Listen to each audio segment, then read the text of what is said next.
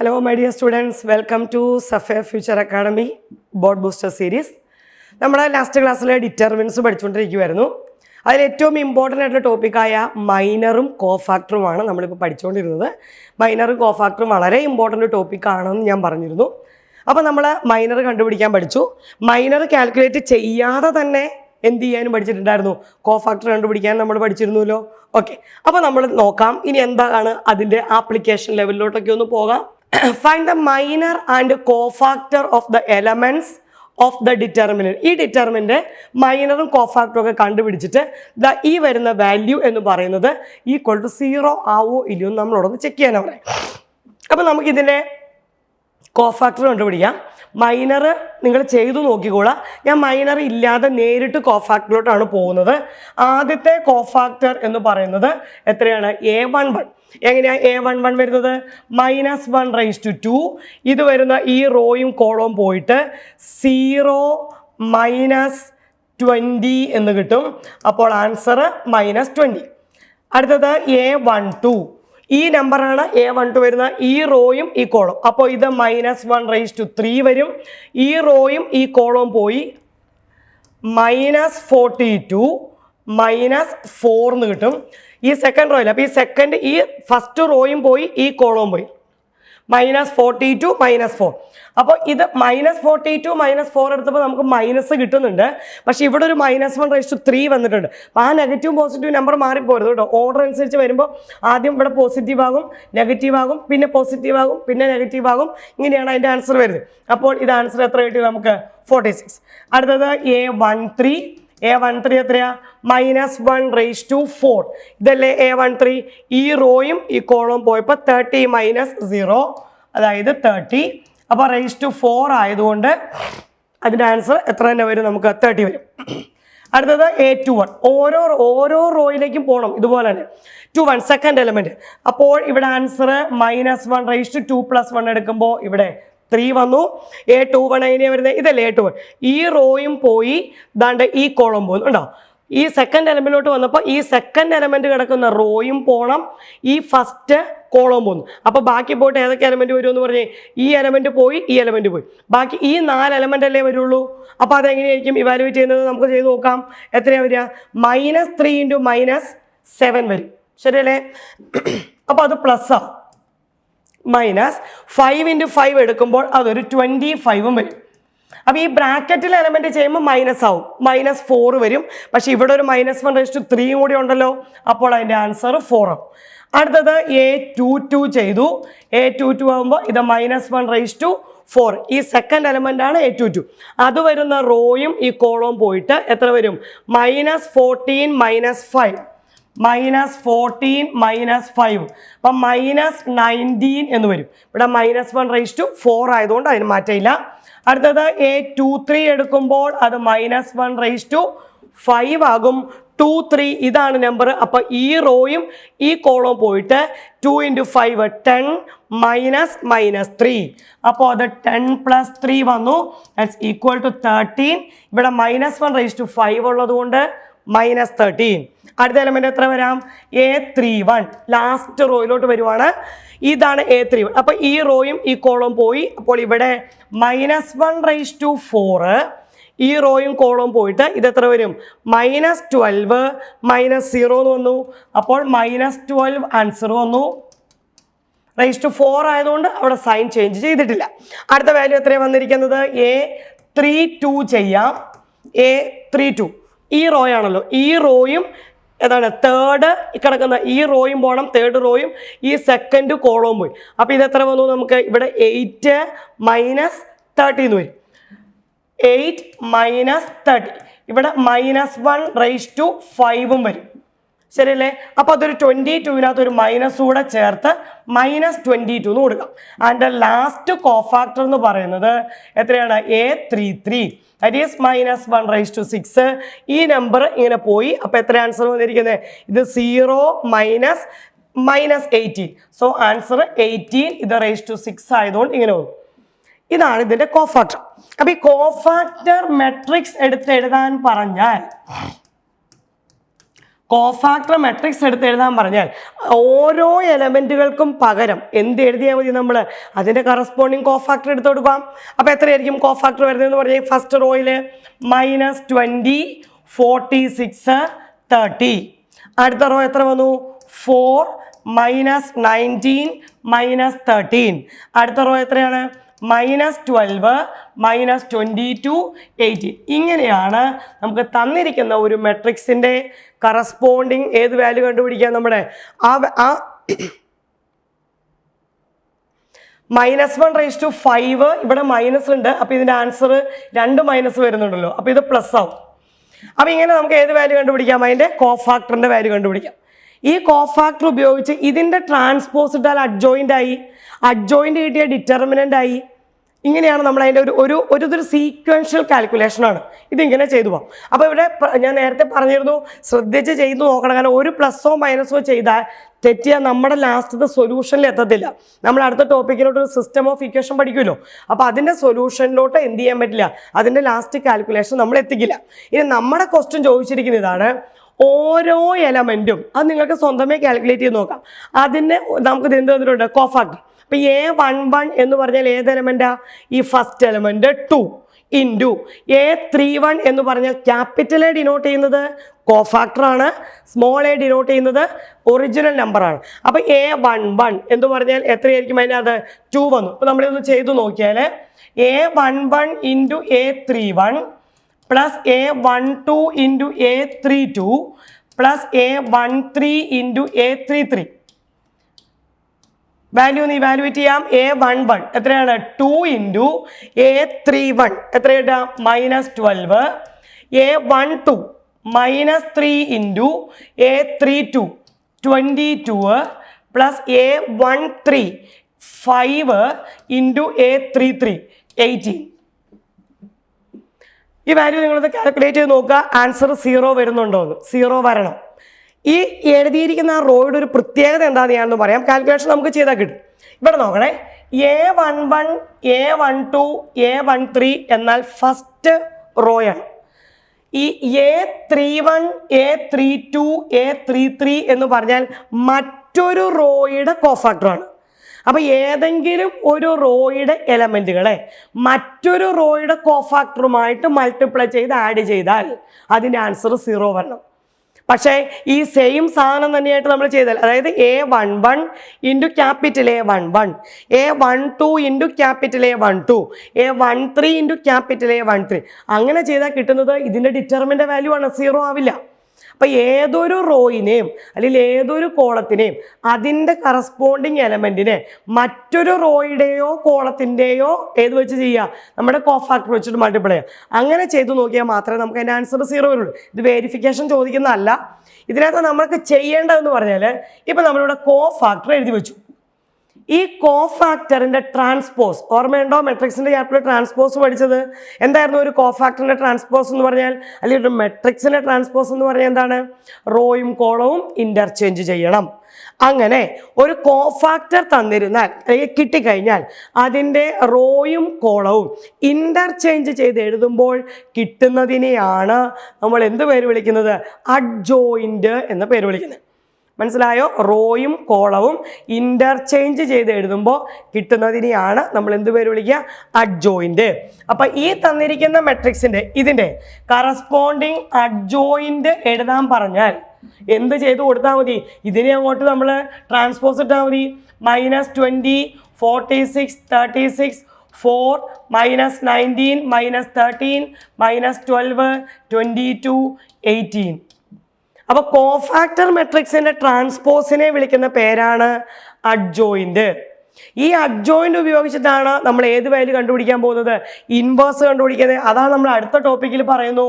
A inverse is equal to 1/ഡിറ്റർമിനൻ്റ് into adjoint. ഇതാണ് ഞാൻ നേരത്തെ പറഞ്ഞത്. നമ്മൾ അടുത്ത ടോപ്പിക്ക് ഇതാ വരുന്നത്. വളരെ ഇമ്പോർട്ടൻ്റ് ആയിട്ട് ഈ ഇൻവേഴ്സ് നമുക്ക് കാൽക്കുലേറ്റ് ചെയ്യേണ്ടതുണ്ട് എന്ന് ഞാൻ നേരത്തെ ഒരു തവണ നിങ്ങളോട് പറഞ്ഞിരുന്നു. അപ്പോൾ ഇങ്ങനെയാണ് നമുക്ക് ഒരു മെട്രിക്സ് തന്നിരുന്നാൽ എല്ലാ എലമെൻറ്റുകളുടെയും കോഫാക്ടർ കണ്ടുപിടിക്കുക, അതാത് എലമെൻറ്റുകൾക്ക് പകരം കോഫാക്ടർ എഴുതുക, ആ കോഫാക്ടർ എലമെൻറ്റുകളുടെ ട്രാൻസ്പോസ് എഴുതുക. അപ്പോൾ നമുക്ക് ഏത് വാല്യൂ കിട്ടുന്നു? അവിടെ നമ്മളുടെ അഡ്ജോയിൻറ്റിൻ്റെ വാല്യൂ കിട്ടുന്നു. പറഞ്ഞ് മനസ്സിലായോ? അപ്പോൾ ആ അഡ്ജോയിൻ്റ് വെച്ചിട്ട് നമുക്ക് ചെയ്യുന്ന ഒരു പ്രോപ്പർട്ടിയാണ് നമ്മളിവിടെ പറയുന്നത്. എ ഇൻറ്റു അഡ്ജോയിൻ്റ് എടുത്താലും അഡ്ജോയിൻ്റ് ഇൻറ്റു എ എടുത്താലും അത് നമ്മളിനി വെരിഫിക്കേഷൻ ചെയ്യേണ്ട കാര്യമില്ല. നിങ്ങൾക്കറിയാം രണ്ട് മെട്രിക്സുകൾ എങ്ങനെയാണ് മൾട്ടിപ്ലൈ ചെയ്യേണ്ടത്. അപ്പോൾ നമുക്ക് എ തന്നിട്ടുണ്ട്, അഡ്ജോയിൻ്റ് എ തന്നിട്ടുണ്ട്. അപ്പോൾ അവരുടെ അത് രണ്ടും കൂടെ പ്രോഡക്റ്റ് എടുക്കുക, എ ഇൻറ്റു അഡ്ജോയിൻ്റ് എ ചെയ്യുക, തിരിച്ച് അഡ്ജോയിൻ്റ് എ ഇൻറ്റു എ ചെയ്യുക. ആ കിട്ടുന്ന വാല്യൂ ഈക്വൽ ടു എന്തായിരിക്കും വരിക? നമുക്ക് ഡിറ്റർമിനൻ്റ് എ ഇൻറ്റു ഐ എന്ന് വരും. അതിനെയാണ് നമുക്ക് ഈ പറഞ്ഞിരിക്കുന്ന പ്രോപ്പർട്ടി കൊണ്ട് പറഞ്ഞിരിക്കുന്നത്. അപ്പോൾ അഡ്ജോയിൻ്റ് കണ്ടുപിടിക്കാൻ എന്താ ചെയ്യേണ്ടതെന്നാണ് പറഞ്ഞിരിക്കുന്നത്? അഡ്ജോയിൻ്റ് കണ്ടുപിടിക്കാൻ എല്ലാ എലമെൻറ്റുകളുടെയും കോഫാക്ടറുകൾ എഴുതുക.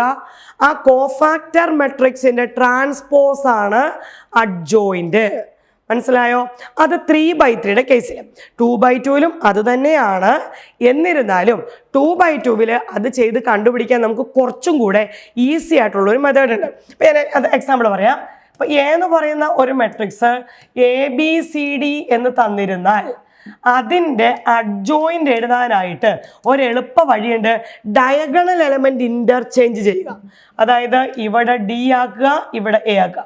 മറ്റേ ഡയഗണലിൻ്റെ സൈൻ മാത്രം മാറ്റി കൊടുക്കുക. അപ്പോൾ ഇത് -B ആക്കുക, ഇത് -C ആക്കുക. എന്താ ചെയ്യേണ്ടത്? ഡയഗണൽ എലമെൻറ്റ് ഇൻ്റർചേഞ്ച് ചെയ്യുക. മനസ്സിലായല്ലോ? അതായത് 1 2 -3 4 ഇതിൻ്റെ അഡ്ജോയിൻ്റ് എഴുതാൻ നമുക്ക് കോഫാക്ടർ വേണ്ട. എന്ത് ചെയ്ത് കൊടുത്താൽ മതി? ഡയഗണൽ എലമെൻറ്റ് ഇൻ്റർചേഞ്ച് ചെയ്യുക. എങ്ങനെയാണ് ഡയഗണൽ എലമെൻറ്റ് ഇൻ്റർചേഞ്ച് ചെയ്യുന്നത്? അപ്പോൾ ഇത് 4 ആയി, ഇത് 1 ആയി. മറ്റേ ഡയഗണലിന് എന്ത് ചെയ്താൽ മതി? നമ്മൾ സൈൻ മാത്രം മാറ്റുക. ഇത് -2 ആക്കി, ഇത് 3 ആയി. അപ്പോൾ നമുക്ക് അഡ്ജോയിൻ്റ് കിട്ടും. അപ്പോൾ അഡ്ജോയിൻ്റ് കിട്ടാനുള്ള ഇതൊരു ഷോർട്ട് കട്ടിൽ നമുക്ക് ചെയ്യാം. അവിടെ കോഫാക്ടറിൻ്റെ ആവശ്യം വരണില്ല. പക്ഷെ 3/3 ഈ പറയുന്ന ഒരു എളുപ്പ വഴിയുമില്ല. എന്ത് തന്നെ ചെയ്തേ പറ്റത്തുള്ളൂ. നമ്മൾ എല്ലാ എലമെൻറ്റുകളുടെയും കോഫാക്ടർ കണ്ടുപിടിക്കണം. ആ എലമെൻറ്റുകൾക്ക് അതാത് കോഫാക്ടറുകൾ നമ്മൾ എന്ത് ചെയ്യുക? എഴുതുക. എന്നിട്ട് അതിനെ ട്രാൻസ്പോസ് എടുത്താൽ മാത്രമാണ് 3/3 നമുക്ക് ഏത് വാല്യൂ കിട്ടത്തുള്ളൂ? ഈ പറയുന്ന നമ്മളുടെ അഡ്ജോയിൻ്റ് കിട്ടുള്ളൂ. എന്നാൽ 2/2 ആണെങ്കിൽ എളുപ്പവഴി എന്താണ്? ഡയഗണൽ എലമെൻറ്റ് ഇൻ്റർചേഞ്ച് ചെയ്യുക. മറ്റേ എലമെൻറ്റുകൾ എന്ത് ചെയ്യുക? സൈൻ മാത്രം ചേഞ്ച് ചെയ്ത് കൊടുത്താൽ നമുക്ക് അഡ്ജോയിൻ്റ് കണ്ടുപിടിക്കാം. പിന്നെ ഈ പ്രോപ്പർട്ടി നമ്മളൊന്ന് ചെയ്ത് പഠിക്കണം. ഇനി നമുക്കൊരു 1 വേർഡ് ആയിട്ടൊക്കെ ചിലപ്പോൾ ചോദിക്കാറുണ്ട്. Determinant of adjoint A is equal to determinant A raise to n-1. അതായത് ഇപ്പോൾ ഡിറ്റർമിനൻ്റ് എ എന്ന് പറയുന്നത് നമുക്കൊരു 5 എന്ന് തന്നിട്ടുണ്ട് ഫോർ എ 3/3 മെട്രിക്സ്. അപ്പോൾ നമുക്കൊരു 1 വേർഡ് ആയിട്ടൊക്കെ ചോദിക്കുകയാണ് ഡിറ്റർമിനൻ്റ് ഓഫ് അഡ്ജോയിൻ്റ് എ. അത് ഇവാലുവേറ്റ് ചെയ്യാൻ പറഞ്ഞാൽ നമ്മൾ എന്ത് ചെയ്താൽ മതി? ഈ determinant A raise to n-1. n എന്ന് പറയുന്നത് ഓർഡർ ഓഫ് ദ മെട്രിക്സ് ആണ്. ചിലപ്പോൾ ഒരു 1 മാർക്കിൻ്റെ ക്വസ്റ്റ്യനിലൊക്കെ കയറി ചോദിക്കാം. പക്ഷെ നമുക്ക് ഫുൾ മാർക്ക് മേടിക്കേണ്ടത് കൊണ്ട് ഈ 1 മാർക്ക് ക്വസ്റ്റ്യനിലാണ് നമ്മുടെ മാർക്ക് പോകുന്നത്. വലിയ ക്വസ്റ്റ്യനകത്തൊന്നും പോവില്ല. അത് നമ്മളെ എങ്ങനെയും കൺക്ലൂഡ് ചെയ്യാൻ പറ്റും. അതുകൊണ്ട് ഇതുപോലുള്ള ചെറിയ ചെറിയ പോയിന്റ്സുകളും കൂടെ എന്ത് ചെയ്യുക? നമ്മളൊന്ന് ഓർത്തിരുന്നോണം. അതുപോലെ തന്നെ ഇതിനകത്തൊന്നും വേണമെങ്കിൽ ഒരു 1 മാർക്ക് ക്വസ്റ്റ്യൻ ആയിട്ട് ചോദിക്കാം. നമുക്ക് ഇതാ ഇങ്ങനെ A into adjoint A equal to adjoint A into A equal to determinant A into I equal to 10i എന്ന് തന്നു എന്ന് വിചാരിക്കും. അപ്പോൾ ഈ റൂള് നമുക്ക് കാണാതെ അറിയാമെങ്കിൽ what's value of determinant A എന്ന് ചോദിച്ചാൽ നമുക്ക് പറയാം എത്രയായിരിക്കും എൻ്റെ ആൻസർ വരിക? 10. അതും നമുക്ക് 1 വേർഡ് ആയിട്ട് ചോദിക്കാൻ സാധ്യതയുള്ള 2 കാര്യങ്ങളാണ് നമുക്ക് ഇപ്പോൾ ഇതിനകത്ത് നമ്മൾ പറഞ്ഞത്. അപ്പോൾ നമ്മൾ ഡിറ്റർമിനൻ്റ് ഉപയോഗിച്ചാണല്ലോ ഇപ്പം മുമ്പോട്ട് എല്ലാം ക്വസ്റ്റ്യൻസുകൾ നമ്മൾ ചെയ്തുകൊണ്ടിരിക്കുന്നത്. അങ്ങനെ നമ്മൾ ഇവാലുവേറ്റ് ചെയ്യുമ്പോൾ ആ ഡിറ്റർമിനൻറ്റിൻ്റെ വാല്യൂ 0 ആണെങ്കിൽ ആ പറയുന്ന ആ മെട്രിക്സിനെ നമ്മൾ വിളിക്കുന്ന പേരാണ് സിംഗുലർ മെട്രിക്സ് എന്ന് വിളിക്കും. അപ്പോൾ ചിലപ്പോൾ നമ്മളോട് ക്വസ്റ്റ്യൻ ചോദിക്കാറുണ്ട്, ഒരു മെട്രിക്സ് തന്നിട്ട് അത് സിംഗുലർ ആണെങ്കിൽ what's the value of X?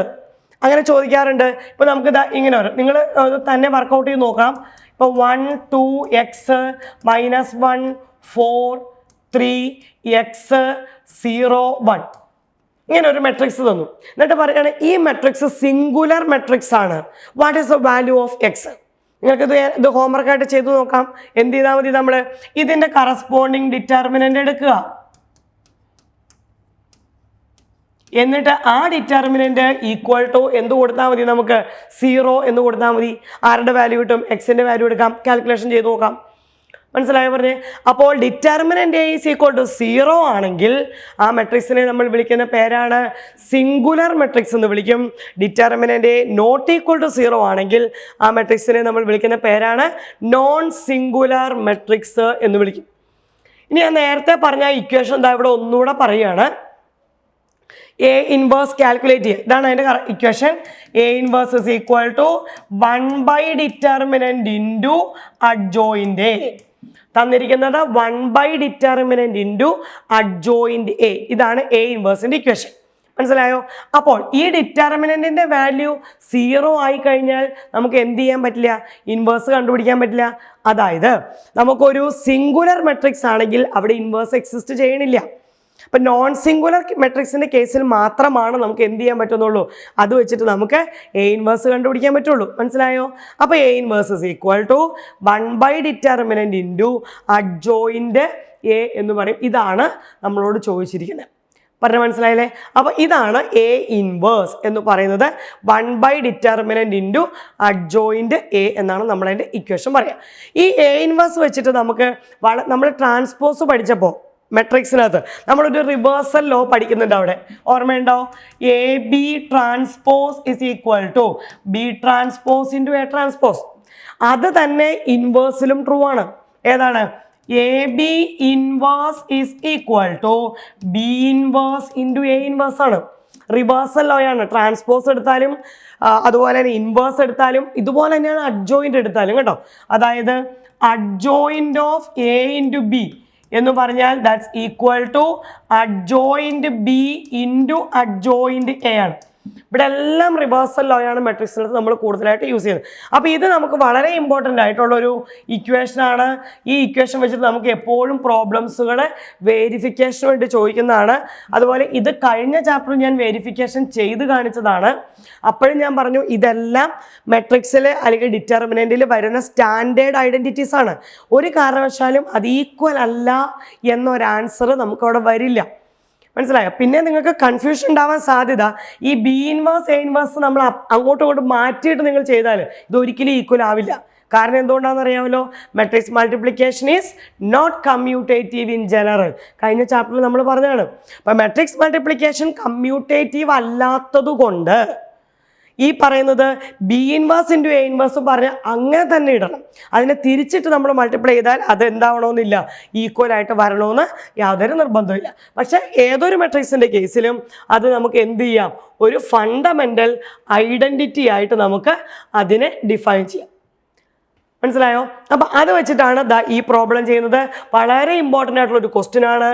നമുക്ക് ആദ്യം എ എന്ന് പറയുന്ന മെട്രിക്സും എത്രയാ? 2 3 1 - 4 b ഈക്വൽ ടു 1 - 2 - 1 3. ആദ്യം നമ്മൾ എയും ബിയും കൂടെ മൾട്ടിപ്ലിക്കേഷൻ ചെയ്യുന്നു.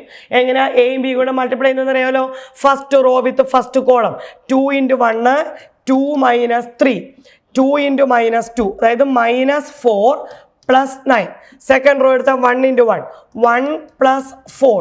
അടുത്തെടുത്താൽ 1 × -2 -2 - 12. That's equal to 2 - 3 - 1 5 5 - 14. ഇതാണ് എ ഇൻറ്റു ബി വരുന്നത്. ഇനി നമ്മൾ അതിൻ്റെ ഇൻവേഴ്സ് ഒന്ന് കണ്ടുപിടിച്ച് നോക്കണം. ഏതിൻ്റെയാ? എ ബിയുടെ ഇൻവേഴ്സ്. അപ്പോൾ ഏതൊരു മെട്രിക്സിൻ്റെയും ഇൻവേഴ്സിൻ്റെ ഇക്വേഷൻ എന്താ? 1 ഡിറ്റർമിനന്റ് ഇൻറ്റു അതിൻ്റെ അഡ്ജോയിന്റ്. അപ്പോൾ എ ബിയുടെ ഡിറ്റർമിനന്റ് ഒന്ന് പറയൂ.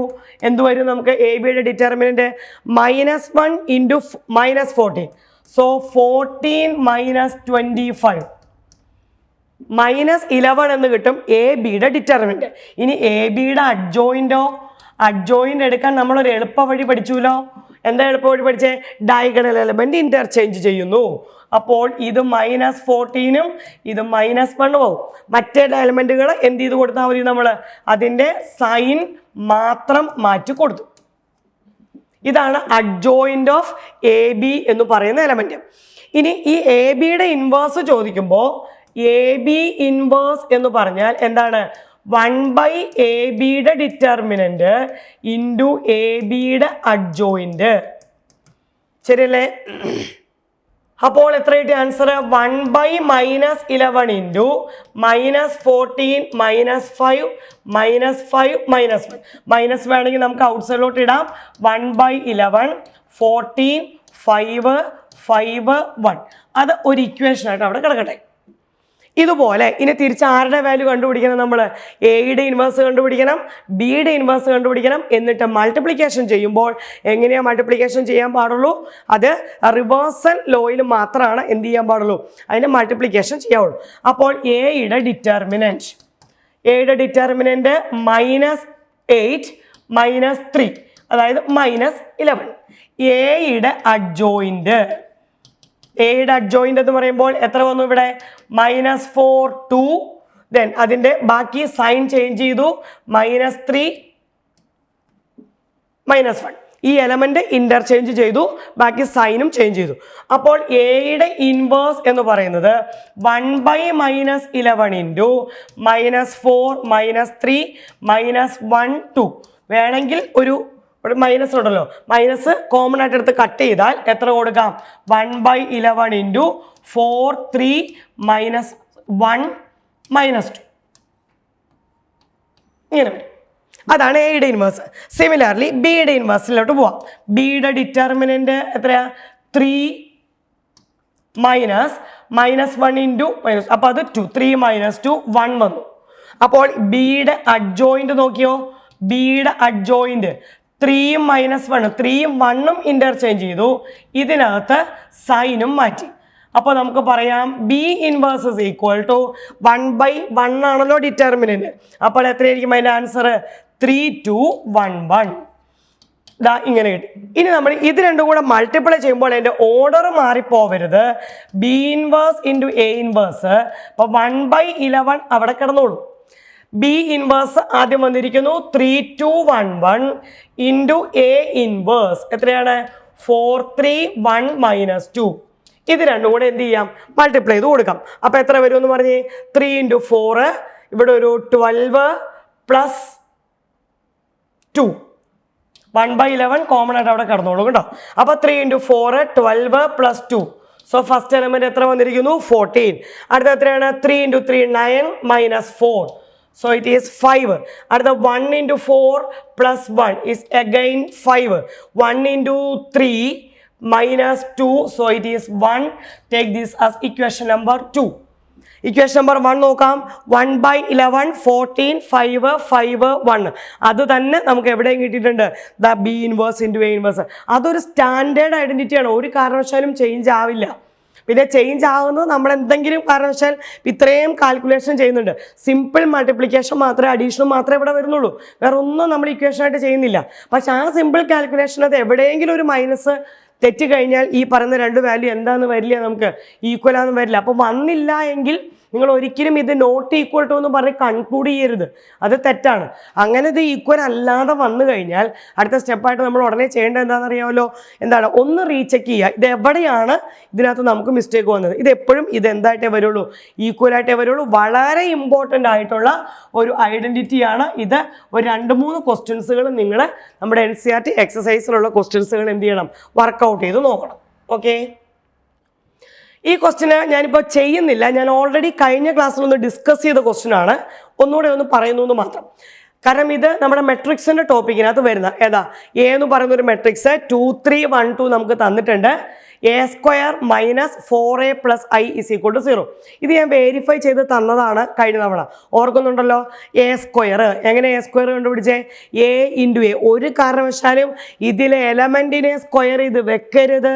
a² എന്ന് പറഞ്ഞാൽ a 2 തവണ എഴുതിയിട്ട് മൾട്ടിപ്ലിക്കേഷൻ ചെയ്യണം. അപ്പോൾ a². 4a എന്ന് പറഞ്ഞാൽ എന്താണ്? മെട്രിക്സിൻ്റെ സ്കെയിലാർ മൾട്ടിപ്ലിക്കേഷൻ. എങ്ങനെയാണ് മെട്രിക്സിൻ്റെ സ്കെയിലാർ മൾട്ടിപ്ലിക്കേഷൻ ചെയ്യാമെന്ന് അറിയാമല്ലോ? മെട്രിക്സിലെ ഈച്ച് ആൻഡ് എവരി എലമെൻറ്റിനെ നമ്മൾ ആ സ്കെയിലാർ കൊണ്ട് മൾട്ടിപ്ലൈ ചെയ്ത് കൊടുത്തു. എന്നിട്ട് +i. i എന്ന് പറയുന്ന ആരാണ്? Identity matrix. എ തന്നിരിക്കുന്നത് ഏത് ഓർഡറാണോ ആ ഓർഡറുള്ള ഐഡന്റിറ്റി മെട്രിക്സ് ആണ് i. അപ്പോൾ അത് 1 0 0 1. ഇത് ആഡ് ചെയ്ത് വരുമ്പോൾ നമുക്ക് ആൻസർ എന്ത് കിട്ടണം? 0 എന്ന് കിട്ടണം. ഇത് മെട്രിക്സ് പഠിപ്പിച്ചപ്പോൾ ഞാൻ ആ ചാപ്റ്ററിനകത്ത് ഇത് ഒന്ന് ചെയ്ത് കാണിച്ചാണ്. നിങ്ങൾ ഓർക്കുന്നുണ്ടാവും എന്ന് വിചാരിക്കുന്നു. അന്ന് ഞാനൊരു ട്രേസ് എന്നൊക്കെ പറഞ്ഞിട്ടേ നമ്മുടെ NCERTക്കകത്ത് ഇല്ലാത്ത ഒരു സാധനമായിരുന്നു. ഡയഗണൽ എലമെൻസിൻ്റെ സമ്മിനെ ട്രേസ് എന്ന് വിളിക്കാം. അത് വെച്ച് ഇത് കാൽക്കുലേറ്റ് ചെയ്യാനായിട്ട് ഞാൻ എളുപ്പം വഴി പഠിപ്പിച്ചാം. ഇനി അതിനുശേഷം ഇത് 0 ആണെന്ന് നമ്മൾ വെരിഫൈ ചെയ്ത് കഴിഞ്ഞിട്ട് ഇവിടെ കണ്ടീഷൻ നോക്കൂ. Using this equation find A inverse. ഇപ്പം ഇവിടെ എ നമുക്ക് തന്നിട്ടുണ്ട്. നോക്കാം, എ എന്തായിരുന്നു തന്നിരിക്കുന്നത്? 2 3 1 2. ഇതിന്റെ ഇൻവേഴ്സ് 2/2 മെട്രിക്സ് ആണ്. ഈസി ആയിട്ട് ഇൻവേഴ്സ് കണ്ടുപിടിക്കാം. കാരണം ഇതിന്റെ ഡിറ്റർമിനന്റ് എത്രയാ വരിക? 2 × 2 4 - 3. ഡിറ്റർമിനന്റ് എടുക്കുമ്പോൾ 1 കിട്ടും. ഇതിന്റെ അഡ്ജോയിന്റ് എത്രയാ വരിക? അഡ്ജോയിന്റ് എഴുതാൻ എളുപ്പ വഴിയുണ്ടല്ലോ. ഡയഗണൽ എലമെന്റ് ഇന്റർചേഞ്ച് ചെയ്തു, മറ്റ് എലമെന്റിന്റെ സൈൻ മാറ്റി. ഡിറ്റർമിനന്റ് 1 ആയതുകൊണ്ട് ഇത് തന്നെ എന്തായിട്ട് വന്നോളൂ? നമുക്ക് ഇൻവേഴ്സ് ആയിട്ട് വരും. ഇതല്ലേ ഇപ്പൊ നമ്മൾ പഠിച്ച ഇക്വേഷൻ. പക്ഷെ ചെയ്താൽ മാർക്ക് കിട്ടില്ല. കാരണം നമ്മുടെ ക്വസ്റ്റ്യനിൽ അവർ പ്രത്യേകം പറഞ്ഞു ഈ ഇക്വേഷൻ പ്രൂവ് ചെയ്തിട്ട് ഈ ഇക്വേഷൻ യൂസ് ചെയ്തിട്ട് എ ഇൻവേഴ്സ് കണ്ടുപിടിക്കണം. കൺസിസ്റ്റന്റ് സിസ്റ്റം ആയിട്ടുള്ള ഏതൊരു മെട്രിക്സ് എടുത്താലും അതിനൊരു ഇൻവേഴ്സ് എക്സിസ്റ്റ് ചെയ്യത്തുള്ളൂ. ഒരു ഡിറ്റർമിനന്റ് അല്ലെങ്കിൽ ഒരു മെട്രിക്സ് നമ്മൾ കാൽക്കുലേറ്റ് ചെയ്താൽ അതിന് ഒരു ഇൻവേഴ്സേ ഉള്ളൂ. യുണീക്ക് ഇൻവേഴ്സ് സിസ്റ്റമാണ് അവിടെ ഉള്ളത്. അപ്പോൾ ഏത് മെത്തേഡ് ചെയ്താലും നമുക്ക് കിട്ടുന്ന ആൻസർ എന്ത് തന്നെയായിരിക്കും? യുണീക്ക് ആയിരിക്കും, സെയിം ആൻസർ ആയിരിക്കും. പക്ഷെ ക്വസ്റ്റ്യനിൽ ഏത് മെത്തേഡ് ചെയ്യണമെന്ന് സ്പെസിഫൈ ചെയ്തിട്ടുണ്ടെങ്കിൽ സ്പെസിഫൈഡ് മെത്തേഡിൽ തന്നെ വേണം നമുക്ക് അതിനെ കാൽക്കുലേഷൻ. ഇത് വളരെ ഇമ്പോർട്ടൻ്റ് ആയിട്ട് ക്വസ്റ്റ്യൻ ആണ്. ഇത് നമുക്ക് ബോർഡ് എക്സാമിന് പലതവണ ചോദിച്ചതാണ്. ഒരു കാരണവശാലും ഇങ്ങനെ ഇൻവേഴ്സ് ചെയ്യരുത്. നമ്മൾ ഇൻവേഴ്സ് ചെയ്യാൻ ഈ ഇക്വേഷൻ യൂസ് ചെയ്യാൻ പറയുമ്പോൾ ആ ഇക്വേഷൻ ത്രൂ ഔട്ട് ഒരേ ഇൻവേഴ്സ് കൊണ്ട് നമ്മളങ്ങ് മൾട്ടിപ്ലൈ ചെയ്യാം. Multiplying throughout by A inverse. So this equation becomes A square A inverse minus 4A A inverse plus I into A inverse equal to 0 എന്ന് കിട്ടും. A square into A inverse is A. 4I ഏതൊരു മെട്രിക്സും അതിൻ്റെ ഇൻവേഴ്സിൻ്റെ കൂടെ multiply ചെയ്താൽ identity matrix കിട്ടും. Plus I into A inverse is A inverse. So ഇവിടെ നിന്ന് A inverse കണ്ടുപിടിക്കാൻ ഈ ടേമിന് അപ്പുറത്തോട്ട് പോകാം. അപ്പം എത്ര വരും? 4I മൈനസ് എ എന്ന് വരും. 4I എന്ന് പറഞ്ഞാൽ 4004 ആണ്. മൈനസ് എ എന്ന് പറഞ്ഞാൽ അത് 2312 ആണ്. ഒന്ന് മൈനസ് ചെയ്താൽ 4 - 2 2 വന്നു. 0 - 3 -3 0 - 1 -1 4 - 2 2. ഇതാ നോക്കൂ, ആ കിടക്കുന്ന അതേ ആൻസർ തന്നെ വന്നില്ലേന്ന്. അതാണ് ഞാൻ നേരത്തെ പറഞ്ഞത്.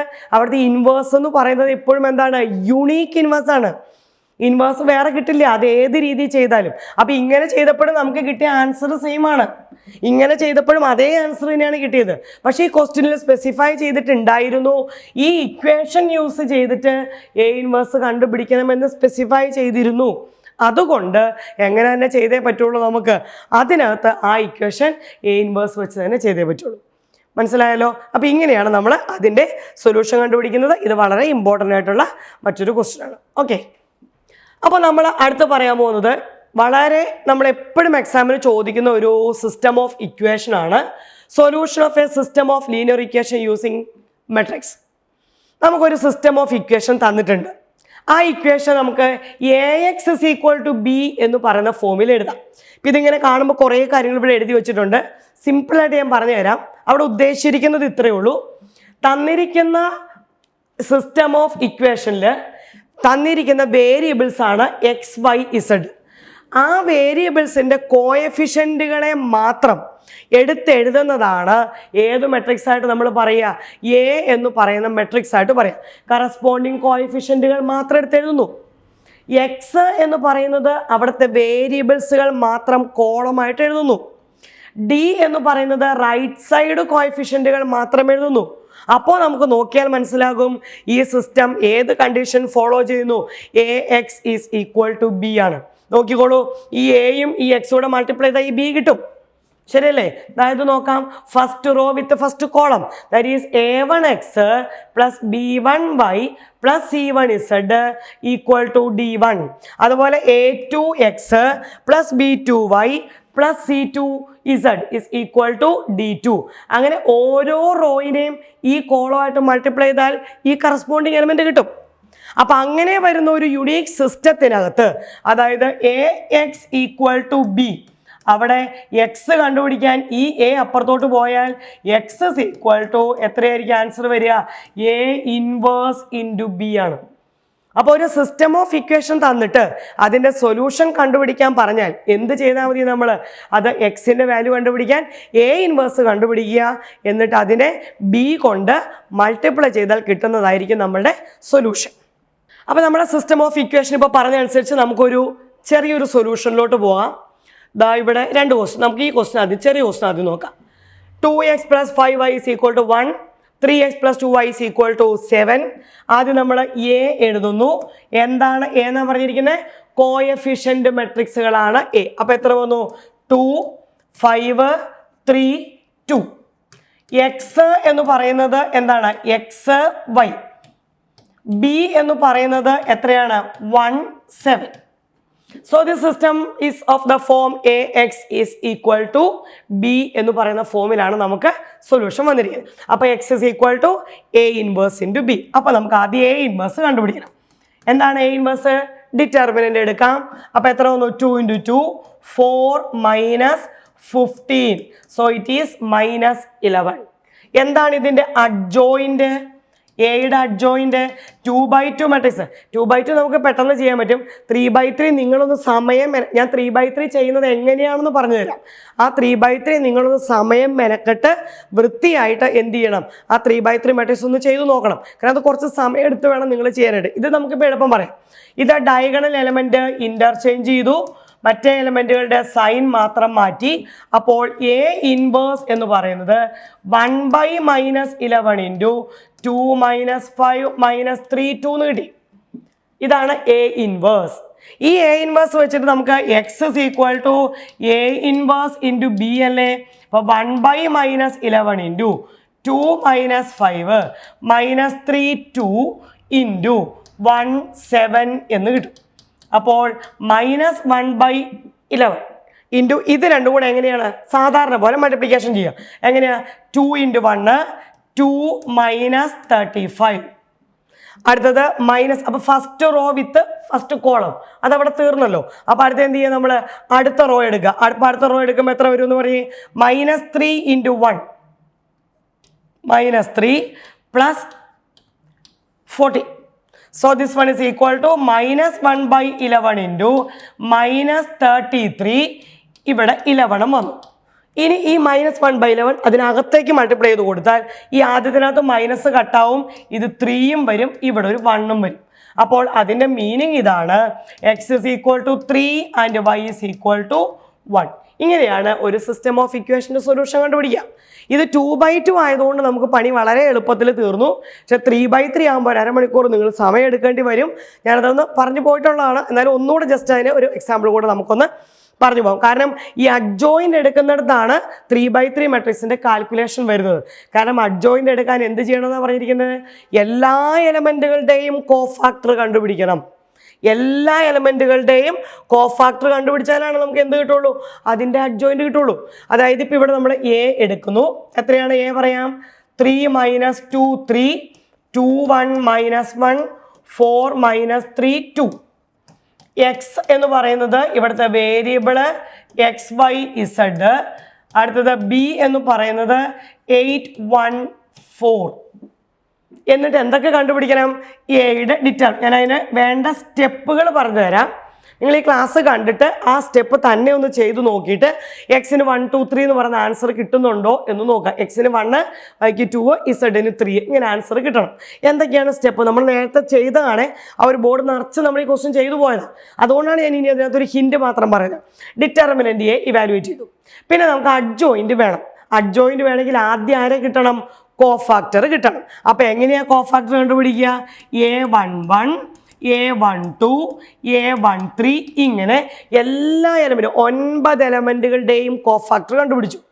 ഈ കോഫാക്ടറുകൾ ചേർത്ത് നമ്മൾ ഏത് എഴുതി കൊടുക്കും? അവിടെ കോഫാക്ടർ മെട്രിക്സ് എഴുതും. അതായത് A11 A12 A13 ഇങ്ങനെ കോഫാക്ടർ മെട്രിക്സ് എഴുതണം. ഈ കോഫാക്ടർ മെട്രിക്സിൻ്റെ ട്രാൻസ്പോസിനെയാണ് നമ്മൾ എന്ത് പേര് വിളിക്കുന്നത്? അഡ്ജോയിൻ്റ്. A11 A12 A13 ഇങ്ങനെ ഈ കോഫാക്ടർ മെട്രിക്സിൻ്റെ ട്രാൻസ്പോസിനെയാണ് നമ്മൾ എന്ത് പേര് വിളിക്കുന്നത്? അഡ്ജോയിൻ്റ്. അങ്ങനെ അഡ്ജോയിൻ്റ് കിട്ടിയല്ലോ. ആ കിട്ടിയ അഡ്ജോയിൻ്റ്. അപ്പോൾ ഈ ഡിറ്റർമിനൻ്റ് കിട്ടിയ ഒരു കോൺസ്റ്റൻറ്റ് അത് ഔട്ട് സൈഡിൽ തന്നെ കിടന്നോട്ടെ. അത് അകത്തേക്ക് മൾട്ടിപ്ലൈ ചെയ്യാൻ പോയാൽ നമുക്ക് എല്ലാ എലമെൻറ്റും ഫ്രാക്ഷനായിട്ട് വരും. അതിൻ്റെ ആവശ്യമില്ല. അപ്പോൾ ഈ കിട്ടിയിരിക്കുന്ന അഡ്ജോയിൻറ്റിനെ ആരെ കൊണ്ട് മൾട്ടിപ്ലൈ ചെയ്ത് കൊടുത്താൽ മതി? നമ്മൾ ഈ കോളമായിട്ട് മൾട്ടിപ്ലൈ ചെയ്ത് കൊടുക്കാം.